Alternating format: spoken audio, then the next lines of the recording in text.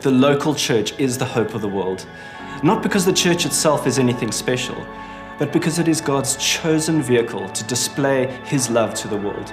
And when the church lives out that message of hope and love and chooses to follow Christ's call every day, then the city really can be filled with the life, the message, and the fame of Jesus. When Rigby and Sue Wallace said yes to planting Common Ground in 1997, they were saying yes to loving God and His people alongside the 50 or so others He had added to their community. How could they know how much God was going to use that simple yes to further His mission in Cape Town? God's ask has always been simple: love Him first and then love others.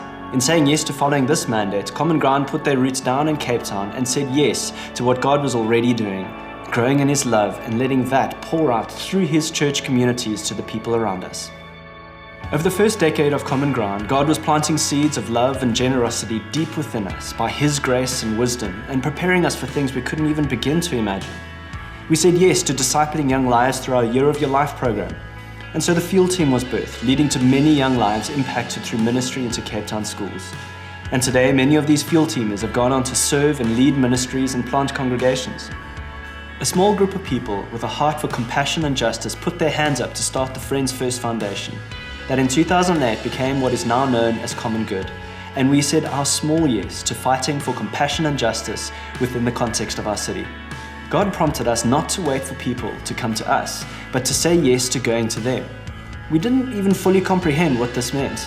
But when a group of Common Grounders said yes to the call of God to take the blessings that God had sown in Common Ground Bosch AM and plant a small community of people in the inner city, we started getting our first glimpse. The best gift we can give the city of Cape Town is more Christ followers, and the best way to multiply Christ followers is to plant more churches to reach more people. It quickly became evident that God was calling us to take His message of love and fame deeper and wider in the city. And soon another small group of people put their hands up to God's call to go plant a third community in Constantiaberg, while also planting an evening community more dedicated to discipling and evangelizing the student and young adult community in the Rondebosch area. 2008 had seen terrible xenophobic attacks erupt across South Africa, and this seemed to catalyze God's community across the country into mobilizing to respond.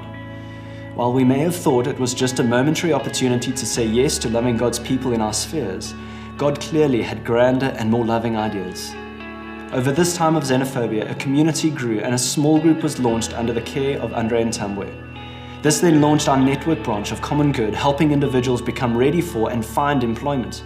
It was out of this move of God that Andre and Sabrina said a further yes to God's prompting to lead this community into becoming what is now our Wynberg congregation.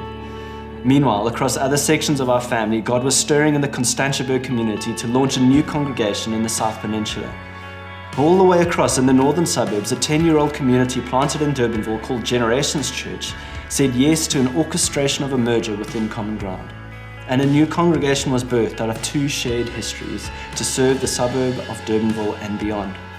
As our congregations multiplied, so did their desire to say yes to even more compassion and justice and cultural renewal.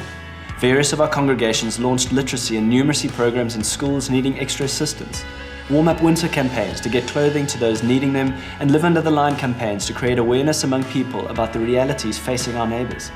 All throughout these different stories, God was leading Common Good to help disciple Common Grounders to live more justly and together respond to the social giants within Cape Town and show His heart for the poor and vulnerable. God led them through rigorous, life-giving research in 2014 to strategically focus all initiatives on the Triple E strategy, addressing early life, employment, and education more intentionally. This birthed great community moments of rallying towards these opportunities through campaigns that raised over R1 million over 3 years. Bosch AM and PM in the meanwhile were also feeling the call towards the suburb of Tableview. And when God opened doors and called Roger and Nikki to say their yes to launching a new community, the Common Grounders were readier than ever to say yes. No one could have foreseen what God had intended for this community and His intended reach into the suburb of Dunoon.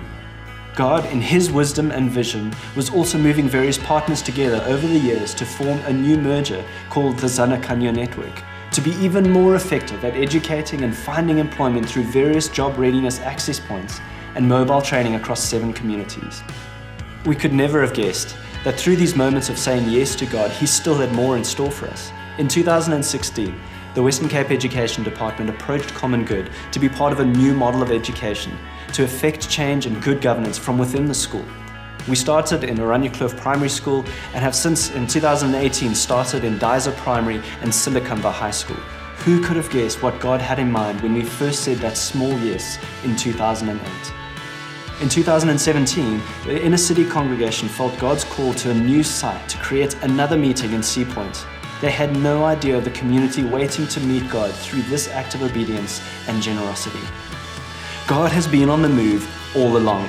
We've realized over the past year that as we've said yes to everyday acts of obedience and compassion, that we were walking into His plans for us. As we look at the threads throughout our history, we've been able to say a louder and a more clarified yes to the vision that He has for us. And that's to be a community that gives 5 gifts to the city. We remember the account of the boy bringing all he had to Jesus. In his case, it was 5 loaves and 2 fish, and Jesus took that and multiplied it to feed thousands. We have a deep conviction that when we take to Jesus what we have for His plans and purposes, He multiplies it in ways that we can't even imagine. And looking back over the decades, we see that Jesus has multiplied these small yeses to be part of His big plan. Who knows what the next 20 years will hold in His hands? The local church is the hope of the world. Our story is one of a series of small yeses all flowing together in the great work of God in our city. The best gift that we can give Cape Town is to see more congregations being planted, to disciple more people to say yes. To say yes to multiplying Christ followers, yes to planting new congregations, yes to compassion and justice, yes to renewing our culture, and yes to strengthening new churches. And we want to keep saying yes for the next 100 years. What are you saying yes to today?